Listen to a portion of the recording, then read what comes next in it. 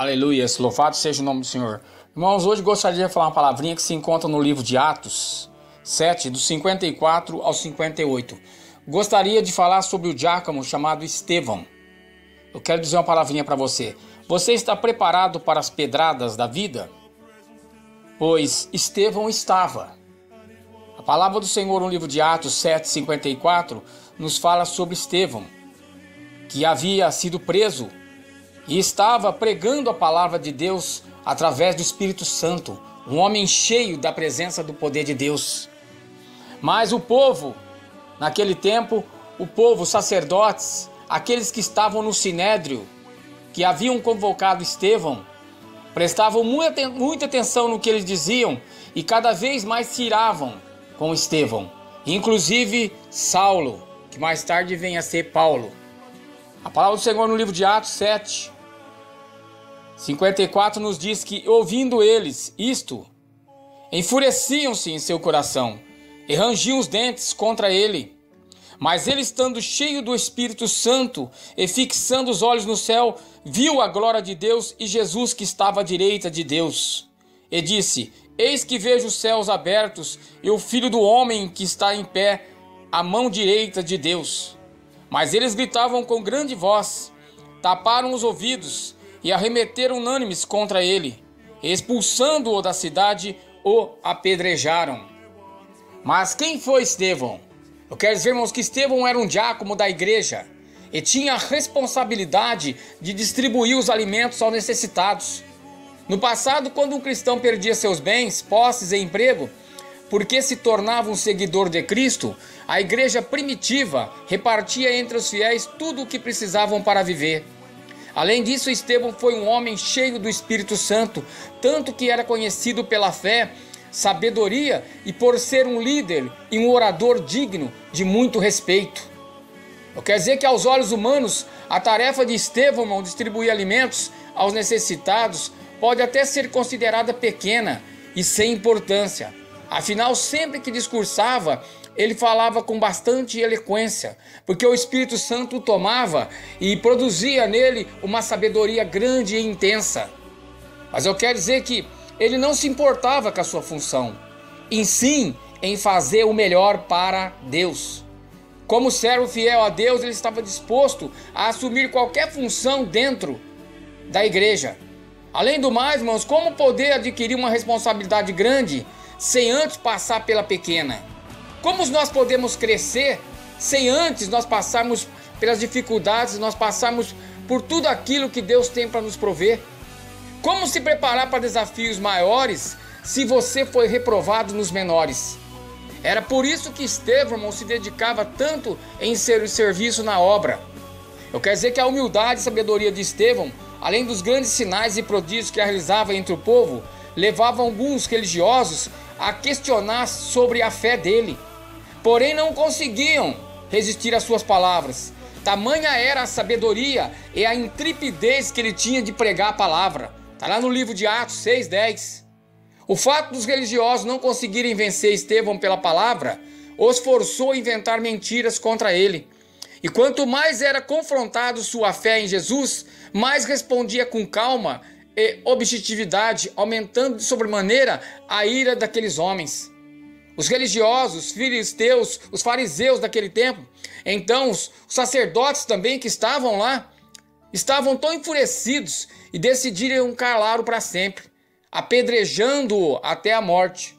Mas Estevão, cheio do Espírito Santo, fitou os olhos no céu e viu a glória de Deus e Jesus que estava à sua direita e disse: Eis que vejo os céus abertos e o Filho do Homem em pé à destra de Deus. Eles, porém, clamando em alta voz, taparam os ouvidos e unânimes arremeteram contra ele e, lançando fora da cidade, o apedrejaram até a morte. Eu quero dizer que as testemunhas deixaram suas vestes aos pés de um jovem chamado Saulo. Atos 7, 5, 5, 8, 8. Naquele tempo, Paulo ainda se chamava Saulo e era um dos perseguidores dos cristãos. Ele presenciou a morte trágica de Estevão e consentiu na morte dele. Apesar disso, irmãos, a condenação de Estevão teve um efeito positivo na vida de Paulo. que mais tarde passaria a ser um defensor da palavra de Deus.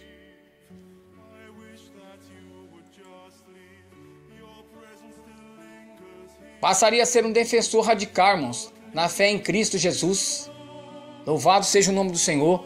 Eu quero dizer que durante o tempo da nossa vida, muitas vezes as pessoas nos têm falado de Jesus.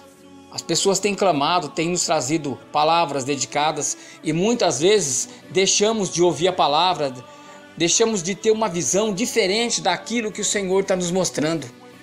Somente se chega a Jesus através da mudança radical em nosso coração, através da mudança de nosso caráter. E ao longo da nossa vida é que vamos ver o efeito estratégico da palavra que entra em nosso coração e produz mudança. Eu quero dizer que apesar da terrível morte, Estevão provou que era cheio do Espírito Santo justamente no momento crucial da vida dele. Enquanto lançavam pedras de ódio, ele invocava ao Senhor Jesus para receber o seu Espírito e clamava para que os assassinos fossem perdoados. Atos 7, 54 e 60. E este ato de Estevão, irmão, nos leva a pensar em como é importante nós perdoar os nossos opressores. Às vezes uma simples distração de alguém pode ser considerada como uma ofensa, ou uma palavra mal interpretada pode se transformar em mágoa e ser o fim de grandes amizades. Mas eu quero dizer que Estevão não perdoou alguém que lhe olhou de cara feia, ou que disse algo que o desagradou. Ele perdoou e clamou para que Deus, louvado seja o nome do Senhor, perdoasse os homens que sentiam ódio dele e estavam lhe matando. Quantos de nós, irmãos, estamos dispostos a perdoar? Você está disposto a perdoar hoje? Você perdoaria alguém que essa semana, ou que hoje, ou que ontem te maltratou com palavras? Ou até desferiu coisas que não era do seu agrado? Você colocaria-se a pessoa na oração tua para que Deus voltasse o coração a ele e houvesse uma mudança no seu caráter ou no seu pensamento além de você? A palavra do Senhor nos fala que quando nós oramos para os nossos inimigos, ou quando eu oro para uma pessoa que maltratou, ela vai em direção ao coração dele. E se ele não receber aquela palavra volta 3 vezes a mim. Mas toda vez que eu orei, toda vez que eu penso em orar para alguém, essa oração vai crescer no coração daquela pessoa e vai subir até a tampa da sua cabeça. E a palavra do Senhor nos fala que vai criar em cima da cabeça dele, vai criar bolas de fogo. E o pensamento dele vai mudar o meu respeito. Então nós devemos orar por essas pessoas, devemos orar para os nossos inimigos, devemos orar para aqueles que nos maltratam ou aqueles que nos intimidam, para que Deus vá de encontro ao coração dele e faça mudança. Estevão morreu limpo de rancores. No entanto, quantos não são os que estão vivos e cheios de amarguras? Eu quero dizer, irmãos, que quando Deus nos chama para um trabalho, aparentemente sem importância, está apenas nos treinando e preparando para assumirmos as responsabilidades maiores. Não podemos esperar que as pessoas nos amem por sermos cristãos. Haverá sempre alguém, seja em casa, seja na família, seja no trabalho, na escola, na faculdade ou na nossa vizinhança, que declarará morte à nossa fé. Essas pessoas podem até não demonstrar o desafeto publicamente, mas no íntimo, irmão, do nosso coração, no íntimo do coração, eles estarão indignados por causa da nossa fé, porque nós somos diferentes, nós temos o ID do Senhor. Nunca devemos desistir da nossa fé. Se há pessoas que nos odeiam porque temos fé em Cristo, significa dizer que odeiam a Ele também. Leia 2 Timóteo 3, 12 e 14. Quando nos lançam pedras enrijecidas pelo ódio, o nosso perdão faz delas bolinhas de algodão, que ao invés de nos ferir, nos faz ver os céus abertos e toda a sua glória. Quando passamos por situações em que a nossa fé esteja sendo colocada à prova e os nossos problemas nos massacrando, devemos olhar para o céu, porque de lá virá o nosso socorro e salvação. Creia, toma essa palavra hoje em nome de Jesus.